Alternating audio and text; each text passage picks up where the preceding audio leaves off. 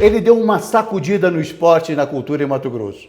Um dos mais prestigiados membros do staff do governo Mauro Mendes. Competentíssimo, dedicado e um artista querido do público mato-grossense. Nossa República recebe hoje com muito carinho Alberto Machado, meu queridíssimo amigo Beto 2-1. Beto, seja bem-vindo ao Nossa República. Fala, meu amigo, obrigado pelas palavras. Que apresentação é essa? Fico até orgulhoso. Agradeço a você pelo carinho de sempre. Agradeço a oportunidade de estar aqui batendo um papo contigo. Para todo mundo que está nos assistindo, vai meu abraço, vai meu carinho. Obrigado por abrir esse espaço para a gente falar de cultura, falar de esporte, falar da vida de uma forma geral. Com você o papo sempre flui muito gostoso. Obrigado, eu que agradeço, viu, Beto, de você estar aqui, e as minhas palavras de abertura são absolutamente sinceras. Eu tenho uma facilidade para falar e muito orgulho para falar de público, porque realmente eu gosto muito de você, tenho uma admiração profunda. Mas, rasgação de seda à parte, vamos começar o nosso papo aqui falando, vamos começar falando de cultura, que cultura é uma coisa que sempre nos envaidece muito, nos enche de orgulho, e Mato Grosso Nos tem alimenta de energia positiva, né? É verdade. E Mato Grosso tem umas coisas super importantes. É forte na literatura, é forte nas artes plásticas, meu. Nós temos cada artista, cada figura maravilhosa no cenário das artes plásticas, né? Na música, você, por exemplo. Enfim, eu queria começar o nosso papo falando um pouquinho dessa parte das artes plásticas. Nós temos pintores, artistas maravilhosos que estão conosco, alguns que partiram, infelizmente, não é o caso do Adir, mas nós temos o Gervani, nós temos a Mató, nós temos, enfim, uma infinidade de artistas importantes que fica até ruim nominar. E Mato Grosso, há umas 2 décadas atrás, ele despontou muito para essa parte das artes plásticas no cenário nacional. Ele acabou ganhando uma projeção, os nossos artistas passaram a ser reconhecidos nacional, internacionalmente. E eu queria saber o seguinte, nesta área específica, depois a gente vai falar de Aldir Blanc, vamos falar de outras coisas, mas nessa área especificamente, como é que você está vendo um fomento a esse tipo de arte em Mato Grosso? Olha, Mauro, essa tua pergunta ela não podia ser a mais pertinente, porque nesta semana nós realizamos um lançamento que foi esplendoroso, que me encheu de orgulho de estar secretário nesse momento. Depois de um hiato de quase 5 anos, nós tivemos o privilégio, a oportunidade de lançar o 26º Salão Jovem Arte, um salão que, sem dúvida nenhuma, é uma das mais importantes vitrines das artes plásticas no nosso estado. Sem dúvida nenhuma, o salão ele vem de encontro a uma necessidade gigantesca para que a gente revele talentos, para que a gente fomente esse segmento da cultura que é tão importante na vida do mato-grossense. Como você falou, temos figuras emblemáticas, históricas, algumas infelizmente se foram, outras continuam aqui, mas tem uma produção crescente, gigante, vindo, nascendo, e o 26º Salão Jovem Arte, uma parceria da CECEL com o Instituto Curado Mudo, vai meu abraço aqui, a Luiz Marchetti também, que está junto nessa parceria, uma curadoria inteligente, perspicaz, de amplo conhecimento. Eu não tenho dúvida que o lançamento desse 26º Salão Jovem Arte vem de encontro às nossas políticas públicas culturais de valorizar e potencializar as artes plásticas. E é verdade, você está de parabéns, o governo Mauro Mendes está de parabéns nesse sentido, porque já há muito tempo que não se via uma valorização tão forte da cultura. Mesmo o 35º Salão Jovem Arte, ele já não teve aquela força dos eventos que se antecederam. E há uma expectativa... Que fizeram do salão essa força tão importante, né? E há uma expectativa muito grande sobre o Salão Jovem Arte por conta exatamente disso. Primeiro, porque a gente tem talento em todo o estado de Mato Grosso. É impressionante. E temos uma produção nas artes plásticas é muito significativa, muito representativa das coisas de Mato Grosso, né? Das cores, das formas. Então, é uma coisa um pouquinho diferente do que se vê Brasil afora, mundo afora. É muito peculiar, muito forte, não é não? É a nossa característica, é a cara do Mato Grosso e é o que nos diferencia de todo mundo. E eu morro de orgulho disso. Eu acho que o que nos diferencia, é o que me deixa orgulhoso. Eu acho que é disso que o Mato Grosso fala, é disso que a gente trata, e o Salão vem com essa missão, potencializar ainda mais os nossos artistas, dar uma vitrine importante para eles. Uma coisa é fazer um salão por obrigação, outra é fazer um salão cheio de tesão, como a gente está, depois de 5 anos, 4, 5 anos, o salão acontecendo de uma forma poderosa, com uma curadoria forte, para que a gente faça realmente diferença e daqui para frente não hajam mais tempos sem salão, essa tão importante ferramenta, essa tão importante vitrine das artes plásticas do estado do Mato Grosso. Só para finalizar esse ponto, o salão acontece quando? As inscrições já estão abertas no site do Instituto Curador Modo ou no www.26º Salão Jovem Arte, para que você se cadastre, para que você passe pela curadoria, para que você passe pela avaliação,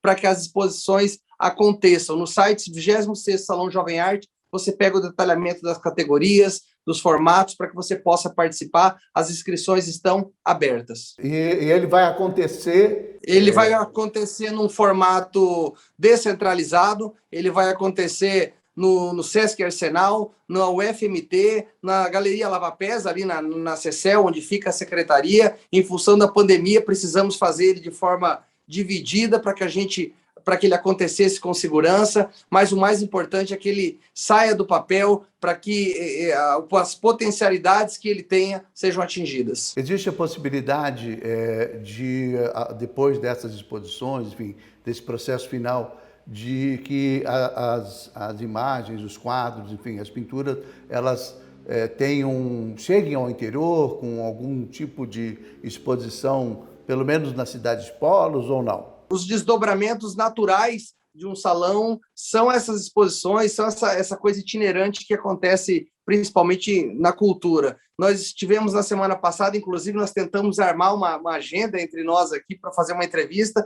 mas eu estava em viagem, Diamantino, Sinop, Sorriso, Lucas, Nova Mutum, Campo Verde. Por que isso? Porque nós estamos querendo levar a secretaria aos 4 cantos desse estado. Então, interiorizar a cultura, levar as nossas potencialidades aos 4 cantos desse estado, é uma das minhas missões e é o que me dá muito prazer, uma das coisas que me move aqui dentro. Na verdade, você tem uma riqueza enorme para trabalhar, né? Cultura indígena, as nossas rendeiras, os artesãos das beiras de rio, dos ribeirinhos, é muita coisa bonita, de altíssima qualidade, e às vezes não dá nem tempo para mexer com tanta coisa, né? Mas eu sei que você é extremamente preocupado e comprometido e que não vai ficar ninguém de fora ao final da gestão. Não, eu vou fazer o meu possível. Eu faço com tanto prazer, Mauro, você sabe disso, eu tive a honra de estar ao teu lado aqui, você já foi meu colega, eu posso contar na rua que fui teu colega de trabalho, trabalhamos lado a lado no governo, você deu a sua importante contribuição nesta gestão, eu te agradeço. E assim, você sabe do meu empenho, eu faço o que eu gosto, eu faço com um carinho gigante, tenho um prazer muito grande em estar... Esse estado é um estado de dimensões continentais, gigantesco, com demandas distintas, com formato de funcionamento da cultura em cada uma das regiões, às vezes diferente. Então, eu vou para cada localidade desse estado, eu vou de coração aberto, mente aberta, para entender cada situação e tentar achar a melhor solução possível para potencializar a cultura e a vocação de cada região. Eu tenho certeza. Olha, você já fez algo extraordinário. A implantação da Lei Aldir Blanc em Mato Grosso, num prazo super apertado, reunir projetos, avaliar, conseguir aprovar esses projetos em tempo recorde, depois uma luta política para ampliar prazos, enfim, de prestação de contas, etc. E isso é uma coisa que mostra um comprometimento grande. E eu queria começar falando um pouquinho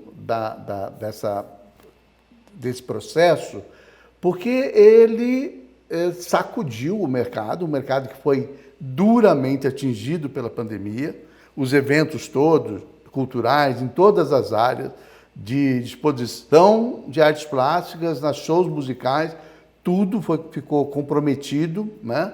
Não teve um projeto que pudesse ter sido realizado no período mais crítico, né? Mas eu fiquei impressionado como você conseguiu